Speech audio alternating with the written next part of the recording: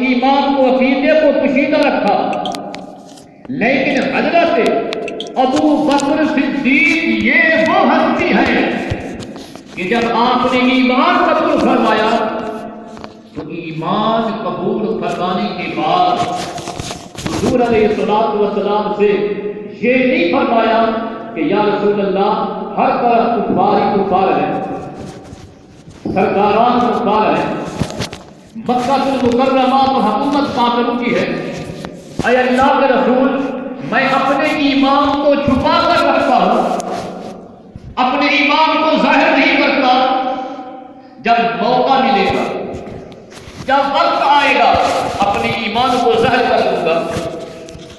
حضرت ابو بکر صدیق نے یہ ارشاد نہیں فرمایا، بلکہ آپ نے حضور کی بارگاہ میں عرض کی، یا رسول اللہ صلی اللہ علیہ وسلم میں نے ایمان قبول کر لیا ہے، اب میرا دل یہ کرتا ہے کہ میں مکہ المکرمہ بیت اللہ شریف کی سائے میں چلا جاؤں، جہاں پر کافروں کا مجمع ہوتا ہے، جہاں پر بڑے بڑے کافر بیٹھتے ہیں، اسی جگہ پر جا کر میں اپنے ایمان کا اظہار کروں۔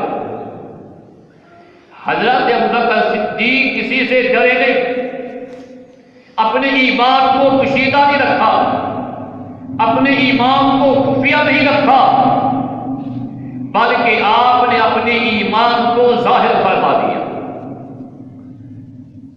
یہاں سے ایک بات اور بھی پتہ چلتی ہے، اگرچہ آپ کو سمجھدار ہے، پڑھے لکھے حضرات اس بات کو جانتے ہیں، یہاں سے یہ پتہ چلا کہ صحابہ کرام تقیہ نہیں کیا کرتے تھے۔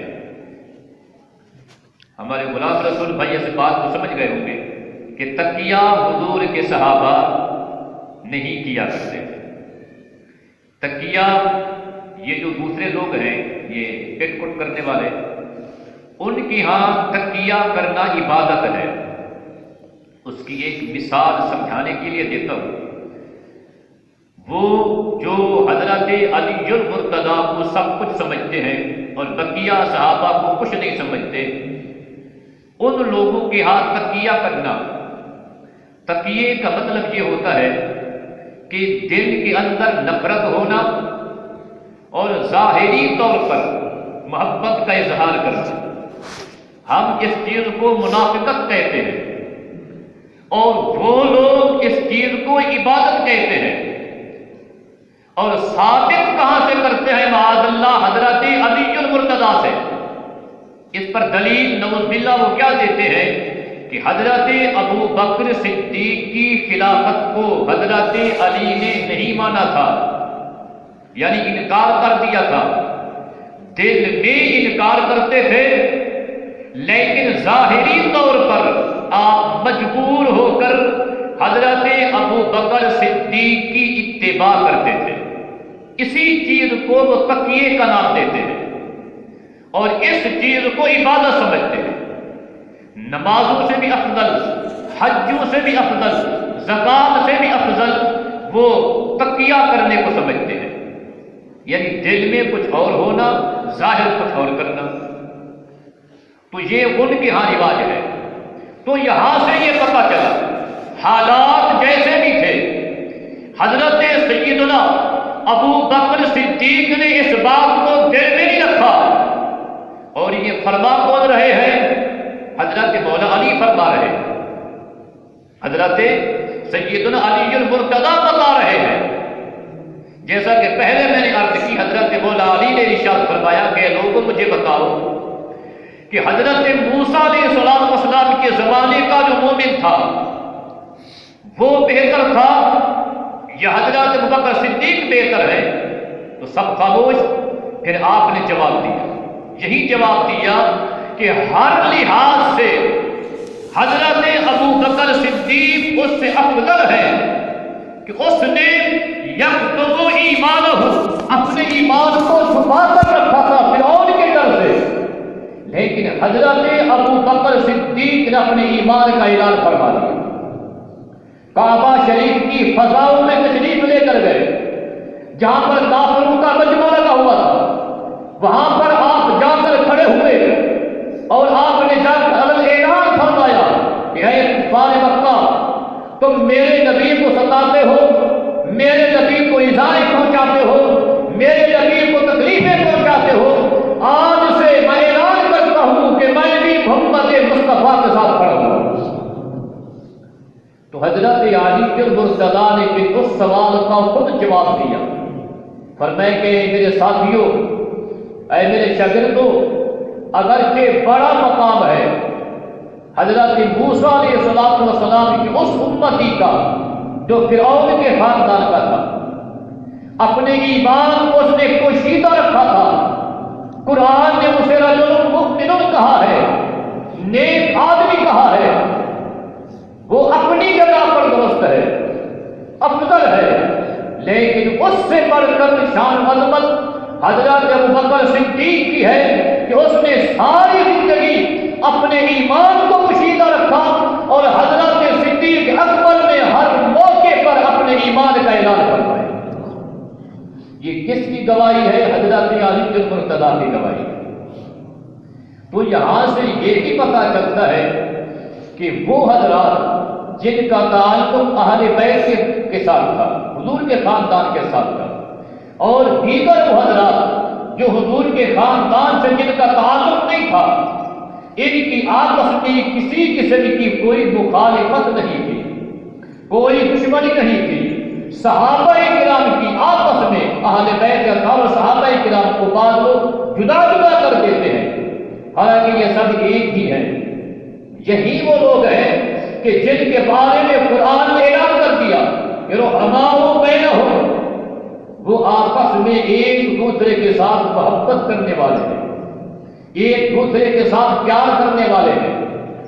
یہی وجہ ہے کہ ایک اور موقع پر حضرت سیدنا علی المرتضیٰ شیر خدا رضی اللہ عنہ، آپ نے لوگوں سے پوچھا کہ میرے ساتھیوں بتاؤ کہ حضور اکرم علیہ السلام کی جو ساتھی تھے، جو حضور کے صحابہ کرام تھے، ان میں سب سے بہادر کون تھا؟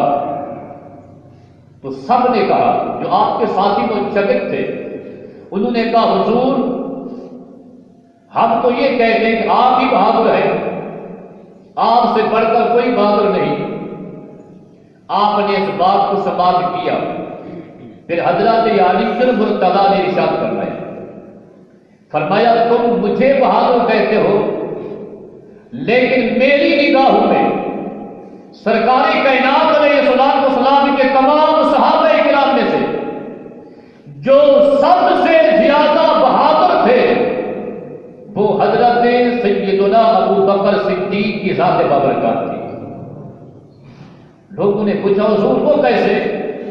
تو آپ نے جواب ارشاد فرمایا جب غزوہ بدر ہو رہا تھا، کفر و اسلام کی جب پہلی جنگ جاری تھی، ہم نے بدر کے میدان میں سرکاری کائنات علیہ السلام کے لیے ایک خیمہ لگا دیا کہ حضور اکرم علیہ السلام اس خیمہ میں تشریف فرما رہیں گے اور ہمیں دیکھتے رہیں گے، ہم حضور کے سامنے کافروں کے ساتھ لڑیں گے، ہمارا لڑنا، کافروں کے ساتھ جہاد کرنا سرکار کائنات علیہ السلام ملاحظہ فرماتے رہیں گے۔ ہم نے سرکار کے لیے خیمہ بنا دیا جس میں آقا کریم علیہ السلام تشریف فرما ہوئے۔ پھر صحابہ کرام نے آپس میں یہ کہنا شروع کر دیا کہ جتنے بھی کافر حملہ کرنے کے لیے آئیں گے ان سب کی خواہش یہ ہوگی کہ کسی طرح حضور پر حملہ کیا جائے، معاذ اللہ کسی طرح حضور کو شہید کیا جائے۔ سارے کے سارے کافر مل کر اسی خیمے پہ حملہ کریں گے۔ اب اس خیمے کی حفاظت کون کرے گا؟ حضرت علی المرتضیٰ نے فرمایا کہ میرے شاگردوں، اے میرے غلاموں، وہ ایک سخت ترین معاملہ تھا، جس نے بھی اس خیمے کی حفاظت کرنی تھی، اپنی جان قربان کرنی تھی۔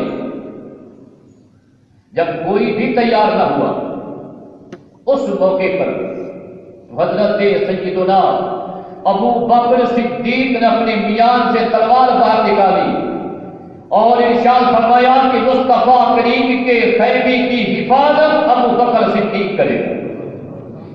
حضرت علی المرتضیٰ فرماتے ہیں کہ جتنی دیر تک جنگ ہوتی رہی، کفار بڑھ بڑھ کر حملہ کرتے رہے، اس خیمے کے اوپر بھی حملہ کیا، لیکن جس طرف سے کفار حملہ کیا کرتے تھے، حضرت سیدنا ابو بکر صدیق آگے بڑھ کے ان کا مقابلہ کیا کرتے تھے۔ تو حضرت علی المرتضیٰ نے فرمایا کہ میں نے ابو بکر صدیق کو سرکار کائنات علیہ الصلوۃ والسلام کے صحابہ میں سب سے بڑھ کر بہادر دیکھا ہے۔ دنیا جنہیں بہادر کہتی ہے، دنیا جنہیں سب سے بڑا بہادر کہتی ہے، وہی حضرت علی المرتضیٰ فرما رہے ہیں کہ مجھ سے بھی اور سارے حضور کے غلاموں سے اگر کوئی بہادر تھا تو حضرت ابو بکر صدیق کی ذات بابرکت تھی۔ یہ گن کی گواہی حضرت سیدنا علی المرتضیٰ کی۔ اگر معاذ اللہ ان کا آپس میں کوئی بیر ہوتا یا آپس میں کوئی معاملہ ہوتا تو کیا ان کی تعریف کرتے؟ ہرگز نہ کرتے۔ تو یہاں سے پتہ چلا کہ صحابہ کرام اہل بیت اطہار کا آپس میں کوئی معاملہ نہیں تھا، ان کی آپس میں محبت تھی۔ یہ جو کچھ لوگوں نے معاملات کھڑے ہوئے ہیں، بنائے ہوئے ہیں، یہ سارے کے سارے اپنی طرف سے بنائے ہوئے ہیں۔ اگر دیکھا جائے تو حضرت سیدنا علی المرتضیٰ کی جب حکومت تھی، آپ نے 5 سال خلافت فرمائی، لیکن اس وقت جو ملکی حالات تھے وہ جنگ و جدل کی جانب مائل تھے، حالات ٹھیک نہیں تھے۔ آپ ایک طرف سے حالات سنبھالتے تو دوسری جانب سے حالات خراب ہو جایا کرتے تھے۔ یہ ساری کی ساری سازشیں یہودیوں کی تھی جو مسلمانوں کے اندر گھس کر آئے تھے اور مسلمانوں نے ایک انتشار کو پیدا کر دیا۔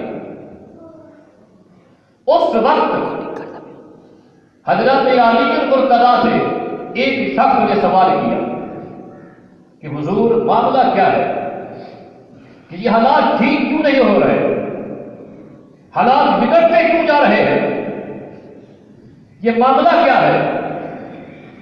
تو پتہ حضرت علی المرتضیٰ نے کیا جواب دیا؟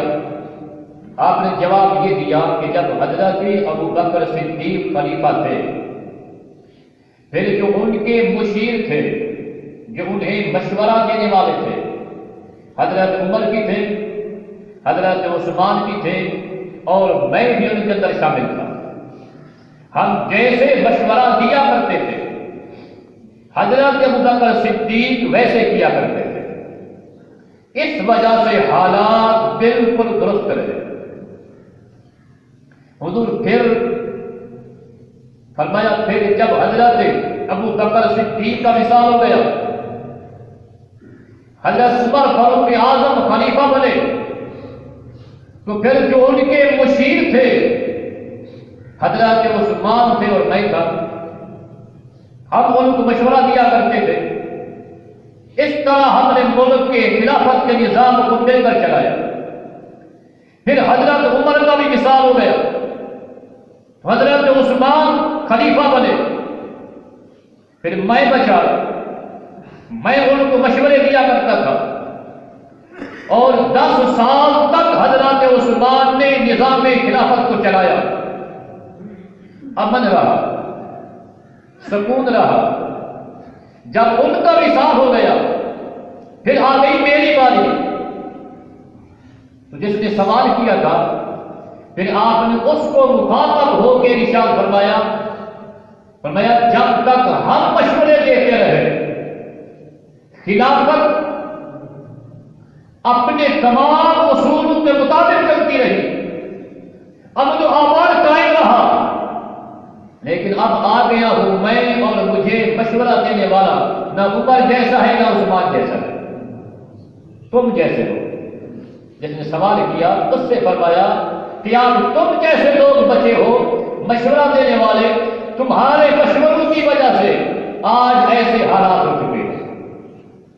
اگر حضرت علی المرتضیٰ کے دل کے اندر ذرا برابر بھی ان حضرات کے بارے میں کوئی معاملہ ہوتا تو آپ اس طرح کی بات کبھی ارشاد نہ کرنا۔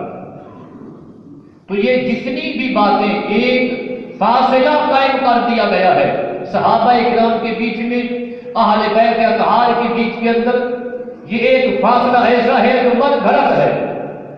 صحابہ کرام کا آپس کے اندر اس طرح کا کوئی معاملہ نہیں تھا۔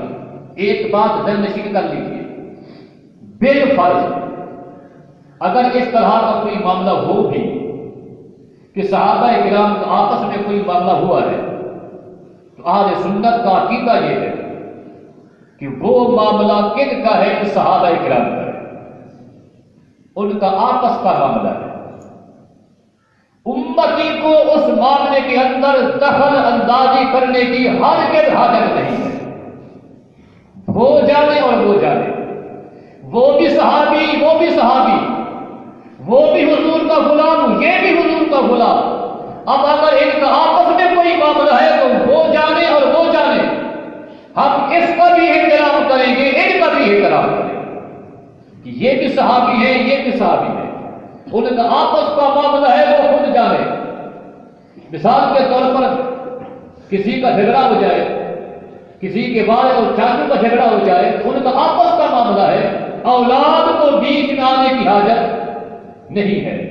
علماء کرام مزید ایک دلیل دیتے ہیں قرآن مجید فرقان حمید سورہ طٰہٰ کے اندر کہ حضرت موسیٰ علیہ السلام نے حضرت ہارون سے فرمایا کہ میں کوہ طور پر جا رہا ہوں، اللہ تبارک کا بدلہ کی ذات سے ہم کلام کرنے کے لیے امت کا خیال رکھنا۔ جب 40 دنوں کے بعد آپ واپس آئے تو ایک ایسا قبیلہ تھا کہ جنہوں نے بت پرستی شروع کر دی۔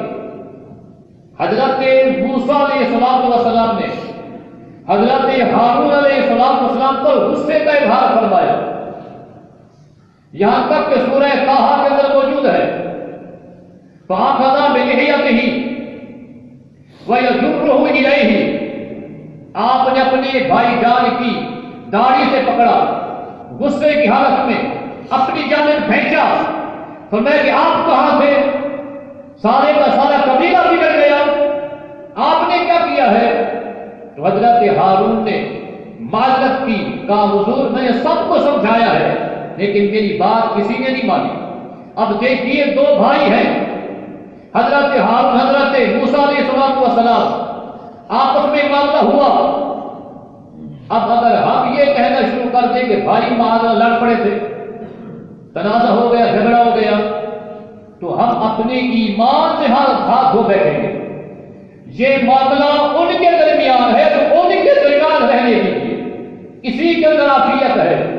اگر ہم بیچ میں کودیں گے، ایمان سے ہاتھ دھو بیٹھیں گے، تو صحابہ کرام کا معاملہ بھی اگر آپس میں کوئی بالفرض ہے تو ہمیں بیچ میں کودنے کی حاجت نہیں۔ اگر ہم بیچ میں کود گئے اور ایک طرف چلے گئے تو پھر گمراہی سے بندے کو کوئی نہیں روک سکتا۔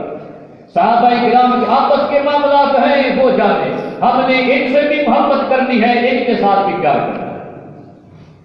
تو سرکار کائنات علیہ السلام کے صحابہ کو یاد رکھتی ہے۔ مشکات المصابیح کے اندر حدیث پاک موجود ہے، میرے آقا علیہ السلام فرماتے ہیں کہ اللہ نے اپنی شان کے مطابق جتنی بھی انسانیت تھی، ہر انسان کے دلوں کو اللہ نے جھانک کر دیکھا، اپنی شان کے مطابق دیکھا،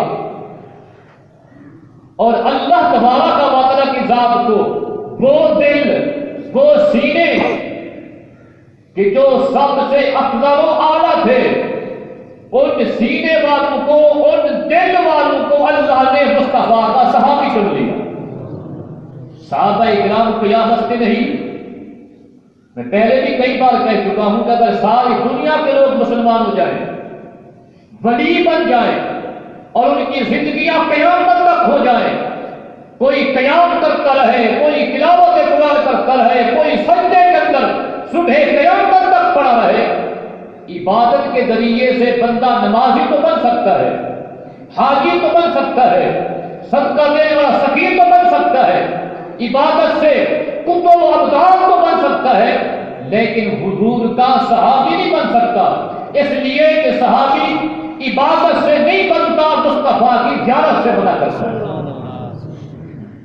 علماء کرام نے دو شخصوں کا ذکر کیا ہے کہ امت کا سب سے بڑا حکم بھی کیوں نہ ہو، جتنا بڑا نیک صالح متقی پرہیزگار ہو، ان دو شخصوں کے برابر بھی نہیں ہو سکتا۔ کن کے برابر؟ فرماتے ایک حضور کا وہ صحابی جو غزوہ خیبر کے موقع پر جس نے ایمان قبول کیا، یہودی تھا، بکریاں چلا رہا تھا، میرے آقا علیہ الصلوۃ والسلام تشریف لے کر آئے لشکر کے ساتھ، اس نے حضور کی زیارت کی، بکریوں کو چھوڑ کر سرکار کی بارگاہ میں آیا، عرض کرنے لگا آقا آپ کس چیز کی دعوت دیتے ہیں؟ میرے آقا نے فرمایا کہ اس چیز کی دعوت دیتا ہوں، اللہ ایک ہے، میں اللہ کا رسول ہوں، اللہ کو ایک مانو، میری ذات پر ایمان لے کر آؤ۔ اس نے کہا اگر ایمان لے آؤں تو کیا ملے گا؟ سرکار نے فرمایا پھر تیرے لیے جنت پکی ہے۔ اس نے کلمہ شریف پڑھا، ہاتھ میں تلوار اٹھائی، یہودیوں کے ساتھ جا کر جنگ کی، جاتے ہی وہ شہید ہو گئے۔ اب اس نے حضور کی زیارت کی، ابھی حضور کا کوئی فرمان نہیں سنا، ابھی قرآن کی تلاوت نہیں کر سکا، نماز نہیں پڑھ سکا، حج نہیں کر سکا، صرف یہ حضور کا دیدار کیا، جہاد میں شرکت کی، شہید ہو گیا، چند منٹوں کے لیے حضور کی خدمت میں حاضر ہوا اور مرتبہ صحابیت تک پہنچ گیا۔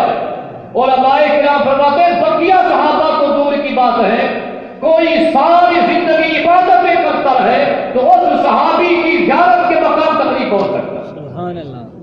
اس لیے کہ اس نے حضور کی زیارت کی۔ یہاں سے آگے بڑھ کر مجدد الفسانی رحمۃ اللہ تعالی علیہ آپ فرماتے ہیں کہ جب سرکار کائنات علیہ الصلوۃ والسلام کو آپ کے مزار میں رکھا گیا تھا اور جب حضور اکرم علیہ الصلوۃ والسلام کا مزار مبارک بند کرنے لگے تھے تو حضرت علی المرتضیٰ کو بتایا گیا کہ ایک مسافر بھاگتا ہوا آ رہا ہے، اس کو آنے دیجیے، اس کے ساتھ ملاقات کر لیجیے، پوچھئے یہ کہاں سے کیسے آیا؟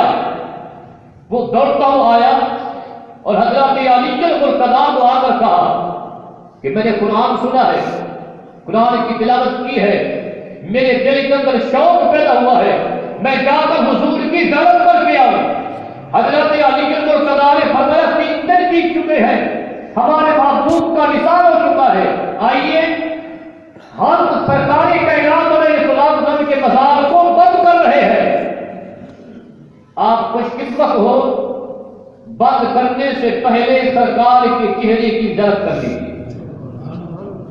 یہ وہ آخری شخص تھا جو حضور اکرم علیہ السلام کی زیارت کر کے مزار سے باہر آیا۔ علماء فرماتے ہیں کہ کوئی شخص اس کے قدموں کی خاک کے برابر بھی نہیں ہو سکتا۔ تو صحابہ کرام کوئی عام شخصیت کا نام نہیں، صحابہ کرام یہ وہ خوش قسمت جماعت ہے کہ جس جماعت کو اللہ نے اپنے محبوب کے لیے منتخب فرمایا۔ تو جب کوئی عام صحابی کے برابر نہیں ہو سکتا پھر صدیق تو صدیق ہے، عمر تو عمر ہے، عثمان تو عثمان ہے، حضرت علی تو حضرت علی ہے، پھر ان کے جیسا کون ہو سکتا ہے؟ سرکار کائنات علیہ الصلوۃ والسلام کے صحابہ کرام میں سے حضرت سیدنا ابو بکر صدیق کا مقام برا ہے۔ آپ کی عظمت اور آپ کی شان دیکھیے، صبح درس کے اندر بھی میں نے بخاری شریف کی حدیث پاک بیان کی، سرکار کائنات علیہ الصلوۃ والسلام نے فرمایا کہ جنت کے کل جب قیامت کا دن ہوگا، جو نمازی ہوگا تو اسے اس دروازے سے بلایا جائے گا جنت کے جس دروازے سے نمازی داخل کیے جائیں گے۔ جو جہاد کرنے والا مجاہد ہوگا اسے جہاد والے دروازے سے بلایا جائے گا کہ جنت میں یہاں سے داخل ہو جاؤ۔ جو سخی ہوگا، اللہ کی راہ میں اپنا مال خرچ کرنے والا ہوگا، اسے سخاوت والے دروازے سے جنت میں بلایا جائے گا۔ جو روزہ دار ہوگا، میرے آقا علیہ الصلوۃ والسلام نے فرمایا اسے باب الریان سے جنت میں پکارا جائے گا۔ میرے آقا نے اس چیز کو بیان کیا تو حضرت صدیق اکبر کھڑے ہو گئے، عرض کی یا رسول اللہ صلی اللہ علیہ وسلم، آپ کی امت کے اندر کیا کوئی ایسا بھی ہوگا کہ جسے جنت کے ہر دروازے سے بلایا جائے گا؟ تو سرکار کائنات علیہ الصلوۃ والسلام نے ارشاد فرمایا اے ابو بکر صدیق وہ آپ ہی ہوں گے کہ جسے جنت کی ہر دروازے سے بلایا جائے۔ حضرت سیدنا ابو بکر صدیق کو جس نگاہ سے بھی دیکھا جائے، جس زاویے کے ساتھ دیکھا جائے، آپ اپنے ہر عمل کے اندر، ہر خوبی کے اندر، ہر خصوصیت کے اندر آپ باکمال ہیں۔ اگر ایمان لانے کے معاملے میں دیکھا جائے تو سب سے پہلے آپ نے ایمان قبول کیا۔ اگر ایمان کے اعلان کے متعلق دیکھا جائے تو سب سے پہلے آپ نے اپنے ایمان کا اعلان کیا۔ اگر معراج کے حوالے سے دیکھا جائے، کفار نے کہا کہ یہ نہیں ہو سکتا، ایک لمحے کے اندر معراج کیسے ہو سکتی ہے؟ تو سب سے پہلے جس نے معراج مصطفیٰ کی تصدیق کی وہ سیدنا ابو بکر صدیق کی ذات بابرکات ہے۔ جس بھی زاویے سے دیکھا جائے، اگر مال خرچ کرنے کے حوالے سے دیکھا جائے تو پچھلے جمعہ پر بھی عرض کی تھی کہ سارے کا سارا مال حضور کی بارگاہ میں پیش کر دیا، یہاں تک کہ مولانا جلال الدین رومی رحمۃ اللہ تعالی علیہ اپنی مثنوی شریف کے اندر لکھتے ہیں، آپ فرماتے ہیں کہ جب حضور نے صدقے کا فرمایا تھا تو جس صحابی کے پاس جو سامان تھا لے کر حاضر ہوئے، اب سارے کے سارے انتظار میں بیٹھ گئے کہ دیکھتے ہیں ابو بکر صدیق کب آتا ہے اور وہ کیا کیا سامان لے کر آتا ہے۔ اب صحابہ انتظار کے اندر ہے۔ مولانا روم فرماتے ہیں کہ حضرت سیدنا ابو بکر صدیق تاخیر کے ساتھ آئے، سارا سامان لے کر آئے تو میرے آقا نے پوچھا صدیق سامان کتنا لے کر آئے؟ کہا سارا لے کر آیا۔ تاخیر سے کیوں آئے؟ فرمایا تاخیر سے اس لیے آیا ہوں کہ جو میرے گھر کی دیواریں ہیں میں ان گھر کی دیواروں پر ہاتھ پھیرتا رہا ہوں کہ کہیں ایسا نہ ہو کہ کوئی سوئی میرے گھر کی دیوار پر لگی ہوئی ہو اور وہ سوئی میرے گھر کے اندر رہ جائے، میں اس سوئی کو بھی دربار مصطفیٰ میں پیش نہ کر سکوں، میں سوئی کی تلاش کے اندر اپنے گھر کی دیواروں پہ ہاتھ پھیرتا رہا، اس لیے تاخیر سے آپ کی خدمت میں حاضر ہوا۔ یہ تھے حضرت سیدنا ابو بکر صدیق کی ذات بابرکات۔ یہی وجہ ہے اہل سنت کا عقیدہ ہے کہ سب سے جو اول ہے، جو سب انبیاء کے بعد جن کا مرتبہ ہے وہ حضرت سیدنا ابو بکر صدیق کی ذات بابرکات ہے۔ اور اہل سنت کا یہی عقیدہ ہے کہ سب سے پہلا نمبر کن کا ہے؟ حضرت سیدنا ابو بکر صدیق۔ یہ اہل سنت کا عقیدہ ہے۔ اس کے علاوہ اگر ہم یہ کہیں کہ حضرت علی المرتضیٰ کا پہلا نمبر ہے تو یہ اہل سنت کے عقیدے کے خلاف ہے۔ سرکار کائنات علیہ الصلوۃ والسلام نے صحابہ کرام کے درجے کو خود بلند کیا اور خود میرے آقا نے بیان بھی فرمایا، ابو بکر فی الجنہ، عمر فی الجنہ، عثمان فی الجنہ، علی فی الجنہ۔ میرے آقا نے آپ کو چوتھا نمبر عطا فرمایا۔ اگر ہم حضرت علی المرتضیٰ کو پہلا نمبر دیتے ہیں تو ہمارا عقیدہ دوسرے لوگوں جیسا بن جائے گا۔ خود بھی اسی عقیدے پر رہیے، اپنی اولاد کو بھی یہی عقیدہ بتائیے کہ سب سے پہلا نمبر حضرت سیدنا ابو بکر صدیق کی ذات بابرکات ہے۔ اور یہی اہل سنت کا ایمان عقیدہ ہے اور ہمیں اسی عقیدے پر قائم رہنا چاہیے۔ ہر صحابی کا ایک لیول ہے، ہمیں اسی کے مطابق ان کو ماننا چاہیے۔ اور یہ ایسا مرتبہ و مقام ہے جو ہم نے خود تیار نہیں کیا بلکہ قدرتی طور پر اللہ کی ذات نے بھی بیان فرما دیا، سرکار کائنات علیہ السلام کی ذات بابرکات نے بھی اسی چیز کو بیان فرما دیا۔ تو اپنے اہل سنت کے عقائد ہیں، اپنے عقیدے کو مضبوط کیجیے۔ حضرت علی المرتضیٰ اپنی جگہ پر ان کے جیسا کوئی نہیں اور حضرت سیدنا ابو بکر صدیق اپنا مقام ہے، ان کے جیسا پھر اور کوئی نہیں۔ اہل سنت کا یہی عقیدہ ہے، ہر صحابی نبی ہر صحابی نبی جنتی، ہر صحابی نبی جنتی۔ اسی عقیدے پر قائم رہیے، یہی اہل سنت کا عقیدہ ہے۔ اللہ پاک ہم سب کو اسی عقیدے پر ہمیشہ قائم و دائم رکھے۔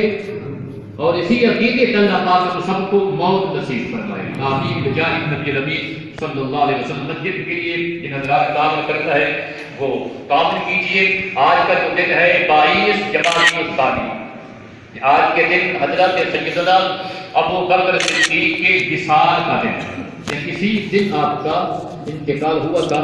اسی مناسبت سے حضرت ابو بکر صدیق کا